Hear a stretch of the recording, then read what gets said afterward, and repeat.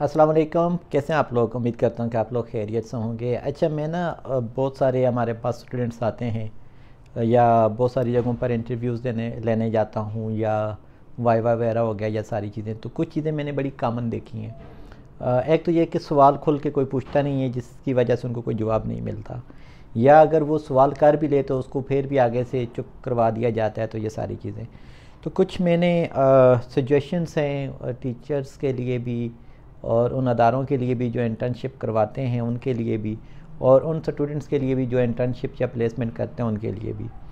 सबसे पहली चीज़ तो ये है कि ज़्यादातर जो लोग रिहेबिलिटेशन सेंटर्स के ऊपर जाकर वो करते हैं, जैसे कि एक स्टूडेंट ने वो बताया कि जी के एक पेशेंट थे, वो बाइपोलर डिसऑर्डर के साथ थे, तो हमने उनको एडमिट किया। तो मैंने कहा ठीक है, किस तरह से एडमिट किया? उन्होंने कहा कि उनकी मर्ज़ी के बगैर हमने एडमिट किया। मैंने कहा ठीक है, वो भी सही है, लेकिन एडमिशन के रैशनल क्या थे? आपके पास एडमिशन की वजह क्या बनी? उन्होंने कहा जी कि क्योंकि वो गालियाँ देते थे। कहा ठीक है, गालियाँ देते हैं, और क्या था? वो बहुत ज़्यादा अब्यूज़िव थे। मैंने कहा चलो ठीक है, अब्यूज़िव हो गया, गालियाँ देना हो गया, बात सही है। उसके अलावा उनका एडमिशन की वजह क्या बनी? क्या उनकी जो है ना अपनी मिसेज़ के साथ ताल्लुकात ठीक नहीं थी, वो मिसेज़ को मारते थे। क्या ठीक है, मिसेज़ को मारना भी एक अलग बात है। ठीक है, कब मारा, कैसे मारा, क्या मोड था, कोई वेपन था, कोई हथियार था, क्या चीज़ थी? तो उन्होंने कहा इस चीज़ का मुझे नहीं पता। तो उन्होंने कहा कि कितना उनका टाइम पीरियड कितना रहा वहाँ पर, उनको कितना टाइम रखा उन्होंने कहा क्योंकि वहाँ के जो ऑनर साहब थे उन्होंने कहा कि 90 डेज़ के लिए रखी। देखें, 90 डेज़ जो है ना वो बाइपोलर के लिए नहीं है। अब एडिक्शन सेंटर्स के साथ ये मसला हो गया है कि वो दुनिया के हर बंदे का समझते हैं या उनको लगता है कि उसका 90 डेज़ में इलाज होना है। ठीक है, 90 डेज़ आपके पास कंफर्म्ड एडिक्शन का क्लाइंट होगा, वो आपने एक ट्रीटमेंट प्लान बनाना होता है, तो वो आपका 90 डेज़ बनता है। फिर जब मैंने उनसे ये पूछा कि अच्छा वो क्या थे, उनकी क्वालिफ़िकेशन क्या है, उन्होंने कहा मुझे नहीं पता। तो भाई, आपका जो सुपरवाइज़र है या जो आपको ये कह रहा है कि इसको हमने 90 डेज़ रखना है, तो उसकी क्वालिफ़िकेशन का आपको पता होना चाहिए, ताकि आपको ये अंदाज़ा हो सके कि वो किस नॉलेज की बेस पे कह रहा है। एक फाइनेंशियली मैं अगर बोलूँ, मैं तो यही कहूँगा मेरे पास एक बंदा 4 साल रहे, क्योंकि मंथली इनकम लगी रहेगी, आता रहेगा लाख रुपए, हमें क्या परवाह है, बस ठीक है आता रहे। नहीं, आपने ट्रीटमेंट प्लान बनाया, तो उस ट्रीटमेंट प्लान के ऊपर ऐसा क्या रैशनलिज्म बना आपके पास कि आपने उसको 90 डेज़ ही रखना है। डे 1 पे मैं किसी क्लाइंट का कह ही नहीं सकता कि इसको 90 डेज़ हम रखेंगे। फिर उसके बाद आपके पास तो वो सरकारी मुलाजम आया है, उसकी छुट्टियां होनी है, उसकी और बाकी सारी चीज़ें होनी है, आपने कैसे करना है? और आपने अपनी रिपोर्ट में उसको कहीं भी मेंशन नहीं किया। तो इसका मतलब ये होता है कि आपने जो क्लाइंट मैनेज किया उसको आपने मज़ीद स्ट्रेस पैदा कर लिया उसके लिए। अच्छा, फिर एक बाइपोलर का क्लाइंट एक बार आया, आपने मैनेज किया, घर चला गया, उसके बाद अगेन उसके अंदर वही सिम्टम्स आती हैं, फिर आपने पकड़ के 90 डेज़ के लिए रख लिया। आपने पूछा ही नहीं है। बीइंग अ क्लिनिकल साइकोलॉजिस्ट, आप पूछो, आप सारी चीज़ें करो, आप रिस्पॉन्सिबल हो कि आपने क्यों किया। अच्छा, फिर जब आपने वो चीज़ आ गई, दूसरी बार भी आके चला गया, तीसरी बार फिर उसको प्रॉब्लम आई, फिर आप उसको लेकर आ गए, फिर 90 डेज़ रखा। वो बेचारा उसको 90 डेज़ से डराने के लिए कि भाई तुम्हें नहीं तो 90 डेज़ के लिए बंद कर देंगे, तुम्हें 90 डेज़ के लिए बंद कर देंगे।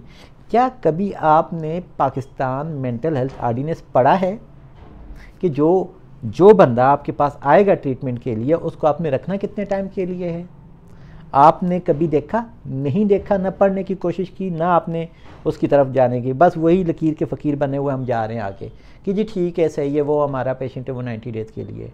भाई, एडिक्शन के पेशेंट में और मेंटल हेल्थ की बाकी जो प्रॉब्लम्स हैं उनमें ज़मीन आसमान का फ़र्क होता है।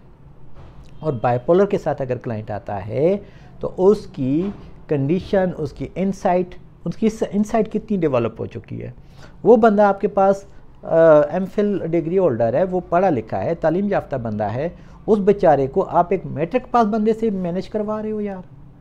जुल्म नहीं है कि एक बंदा वो कह रहा है जी 90 दिन हम करेंगे, अच्छा जी ठीक है, वो बंदा वो पीट रहा है या जो कुछ भी कर रहा है, वो तो वल्नरेबल हो गया। हमेशा से सिम्प्टोमोलॉजिकल ट्रीटमेंट कर रहे हैं आप, आपके पास एडमिशन रैशनल है ही नहीं। कल वो उठ के जाकर आपके ऊपर केस करे तो फिर अंदर लेकर जाए तो वो अच्छी बात है ना, कि भाई आपको डिटेन क्यों किया गया, क्या वजह है। हाँ, रखते हैं। हमारे पास बंदा साल से भी ज़्यादा का रह सकता है, 2 सालों से भी ऊपर रह सकता है, ठीक है, रहते भी हैं और हैं भी, स्टिल भी हैं। वजह क्या है?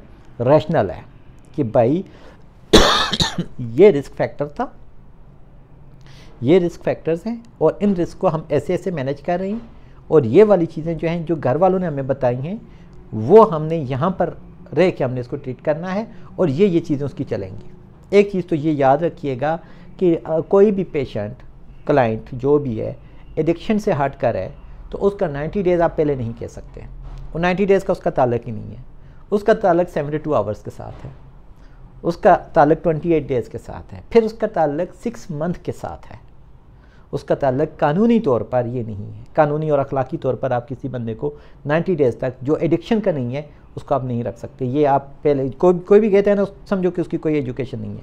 दूसरी बात, जब आपने अपनी कोई रिपोर्ट तैयार कर ली, पब्लिश करो।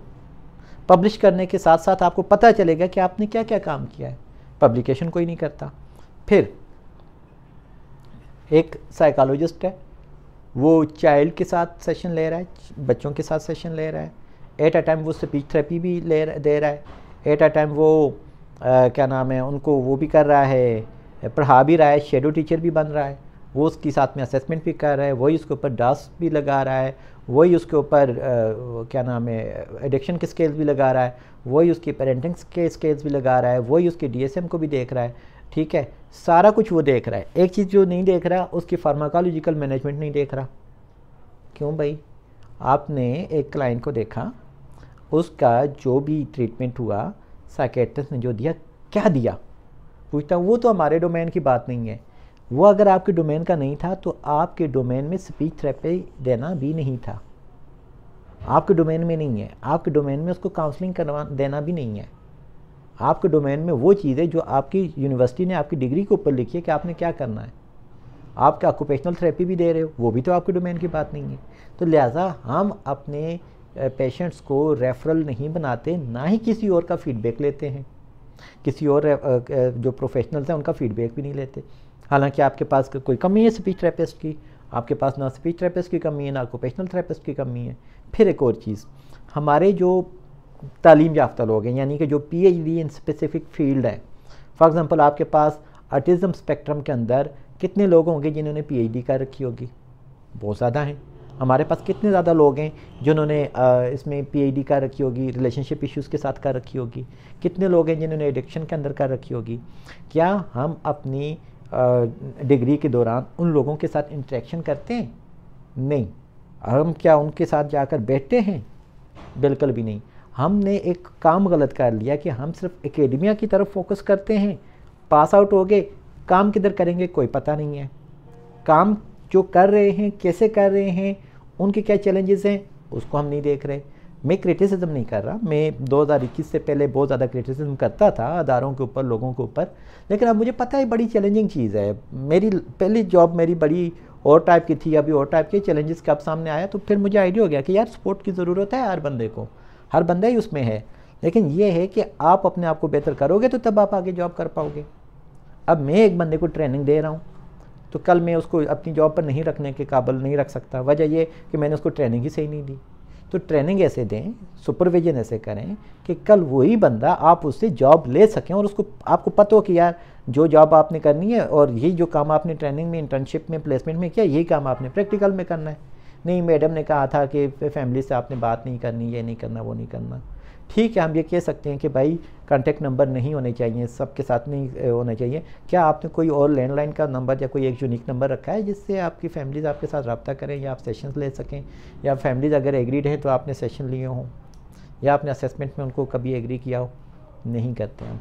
तो फिर एट एंड क्या होता है, हमारे लिए वो पेशेंट जो होता है वो ख़राब हो जाता है।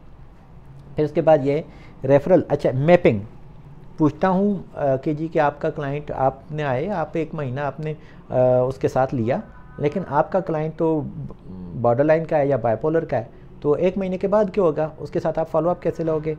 जी नहीं, फॉलोअप तो हम नहीं ले सकते। ठीक है, आपका क्लाइंट सरगोदा का है, गुजरांवाला का है, तो फिर क्या होगा? नहीं, उनके एरिया में कोई भी नहीं है, उनके एरिया में ऐसी फैसिलिटी नहीं है। यार कोने कोने में, पाकिस्तान के कोने कोने में साइकोलॉजिस्ट है।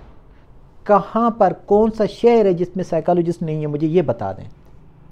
आपके हर कोने में हर जगह पर साइकोलॉजिस्ट है। मैपिंग तो करो, पता तो लगाओ कहाँ पर है। पाकिस्तान के कोने कोने में साइकोलॉजिस्ट है, आप उनको ट्रेस आउट तो करो, उनको पता तो करो।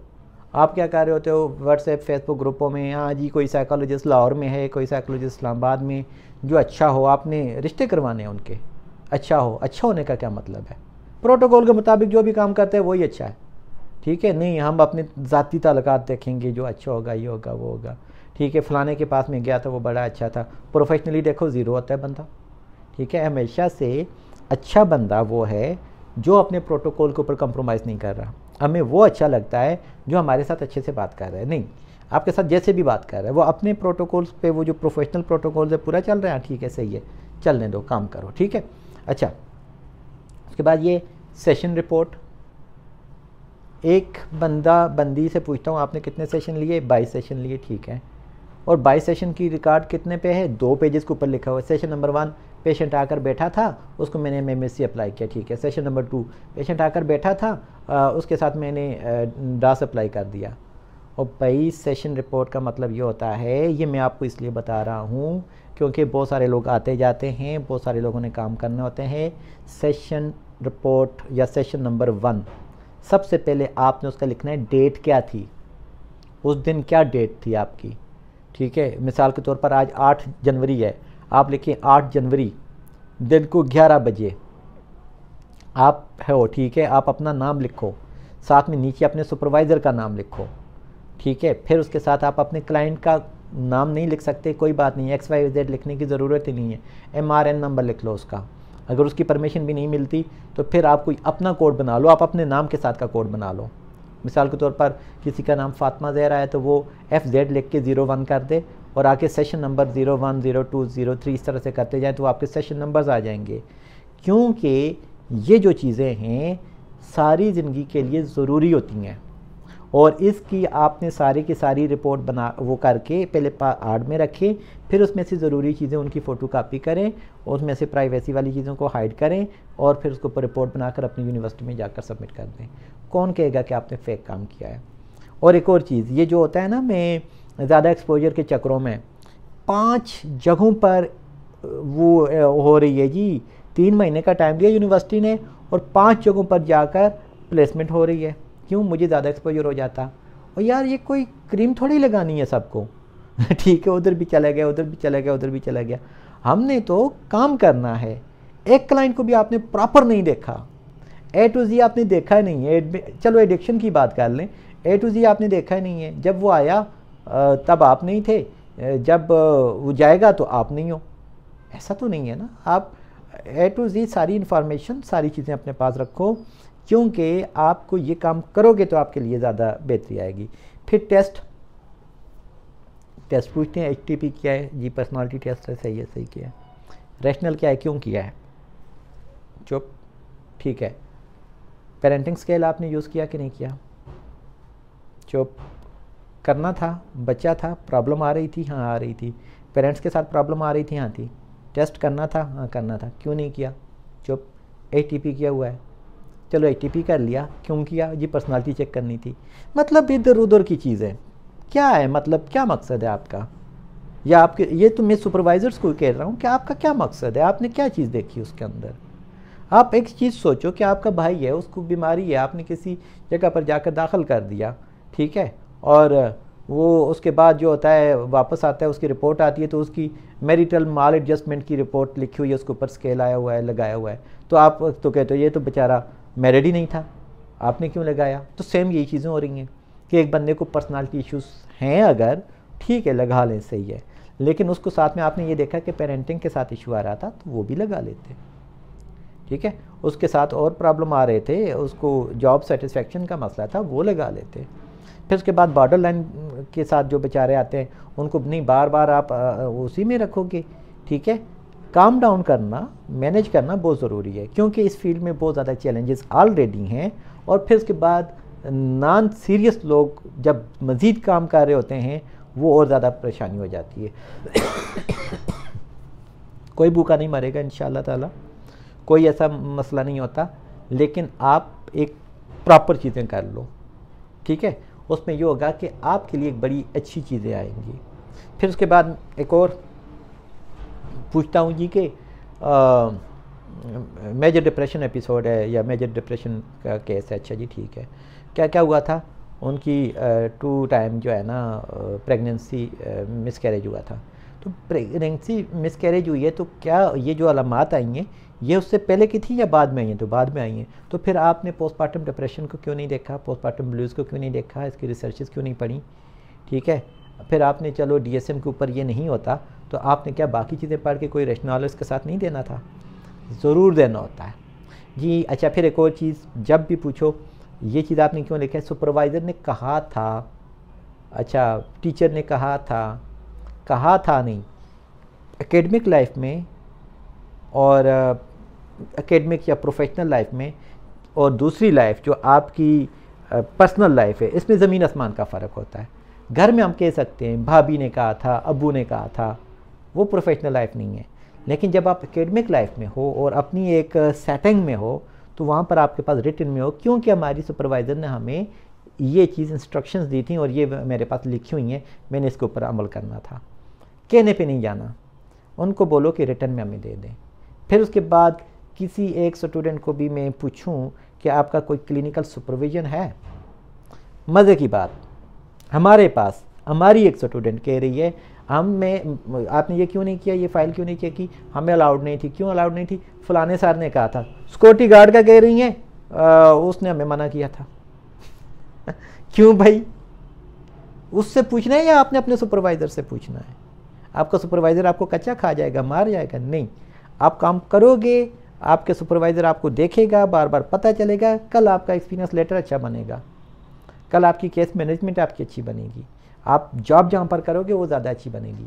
ट्रेनिंग का मतलब, प्लेसमेंट का मतलब, इंटर्नशिप का मतलब ये होता है कि कैपेसिटी बिल्डअप की जाए, रियल लाइफ चैलेंजेस का पता किया जाए।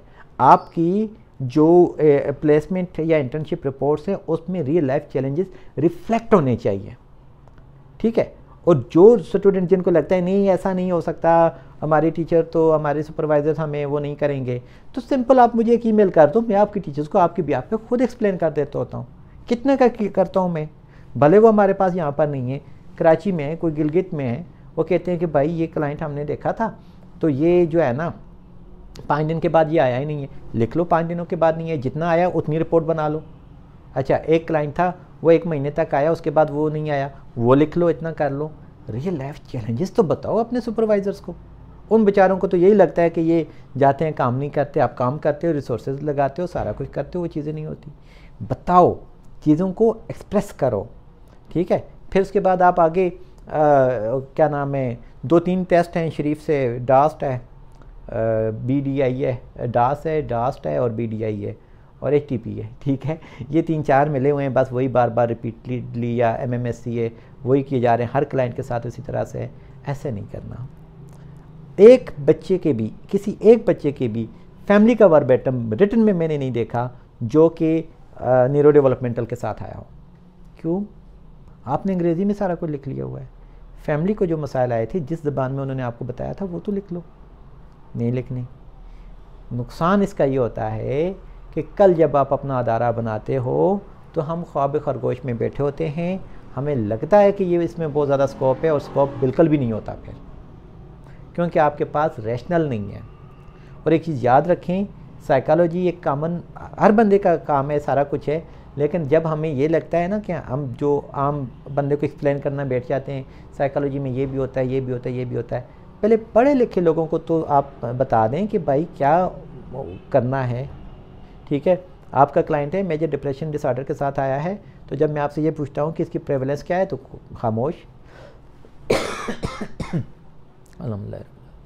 फिर मैं एक और से पूछता हूँ कि सुसाइड अटैम्प्ट के साथ आया है तो वो जी मर गई थी, क्लाइंट मर गया था या मर गई थी, जो भी था, तो वो अटैम्प्ट होता है या कमिट होता है? हाँ जी, वो तो कमिट होता है। तो फिर कमिट करो ना कि जी उसने कमिट किया तो उसके बाद उसकी डेथ होगी। अच्छा, हमें ये बताओ कि उसकी मोड ऑफ डेथ क्या थी, उसकी ये फलां चीज़ थी क्या। इसमें देखो कि कितने % चांसेस होते हैं, मेडिकल एड मिलने के बाद कितने % चांसेस होते हैं, उसका सेफ्टी प्लान कैसे हो सकता है, बचाया कैसे जा सकता था आपका क्लाइंट, और आइंदा के लिए अगर कोई इस तरह की चीज़ हो तो फैमिली को आप क्या बताओगे ताकि कोई और पर्सन इस तरह से ज़ाया ना हो। खामोश। आपके सुपरवाइज़र ने इसके ऊपर कहा कुछ भी नहीं, खामोश। लॉ क्या कहता है? खामोश। ठीक है, बाकी रिसर्चेस क्या कहती हैं? खामोश। भाई थोड़ा सा काम करोगे, बेहतर काम करोगे, आपकी प्लेसमेंट बेहतरीन होगी। आप उसके ऊपर काम करोगे प्लेसमेंट में, और वो जो होती है इंटर्नशिप में, और वो जो शेडो करते हैं, ठीक है, ऑब्जर्वरशिप, इन सब में ज़मीन आसमान का फ़र्क होता है। कुछ अदारों में हर जगह पर पोस्टमार्टम नहीं होता, हर जगह पर वो नहीं होता, ये चीज़ें नहीं होती। आप किसी और अदारे का कुछ और बता रहे हो, किसी और अदारे का कुछ और बता रहे हो। जिस अदारे में जाकर आप प्लेसमेंट कर रहे हो, उस अदारे का आपको पता ही नहीं है कि ये काम क्या कर रहा है, उसका स्कोप का नहीं पता, तो जी वो हमारे डोमेन में नहीं था। हमारे डोमेन में दुनिया का हर काम है, ये चीज़ याद रखें। साइकोलॉजी की डोमेन में हर काम है। आपका क्लाइंट रिक्शा चलाता है, नहीं चलाता, जहाज़ उड़ाता है, नहीं उड़ाता, आपका डोमेन है। क्यों? क्योंकि उसने आकर कल आकर चीज़ें आपको बतानी है। आपने सियासत को पढ़ना है, आपने इस्लाम को पढ़ना है, आपने क्रिश्चियनिटी को पढ़ना है, आपने मियाँ बीवी के ताल्लुकात को पढ़ना है, आपने बच्चों की ग्रोथ को पढ़ना है, सारे काम करने हैं। और उसके बाद इसको वो नहीं करना कि अप्लाई करने लग जाओ, फिर जो मोस्ट सुटेबल पर्सन है, जो साइकोलॉजिस्ट है, उसको रेफ़र भी कर देना है। ठीक है। अब रिलेशनशिप में देख रहा हूँ 22-22 साल की, 21 साल की बच्चियाँ MSc MS करती हैं और आ जाती हैं, मैं रिलेशनशिप इश्यूज़ के ऊपर काम कर रही हूँ। जी आपने इसके ऊपर काम किया है? हाँ, मैं क्लिनिकल साइकोलॉजिस्ट हूँ। और भाई क्लिनिकल साइकोलॉजिस्ट हो जाने का मतलब ये नहीं होता कि आप हर फन मोल हो गए हो। आप असेसमेंट डायग्नोसिस रिपोर्ट बनाओ और उनको पब्लिश करो और अपना आप दिखाओ। उसके बाद फिर मैं बाकी मशवरे दूंगा, अमल करते रहना। अल्लाह हाफ़िज़।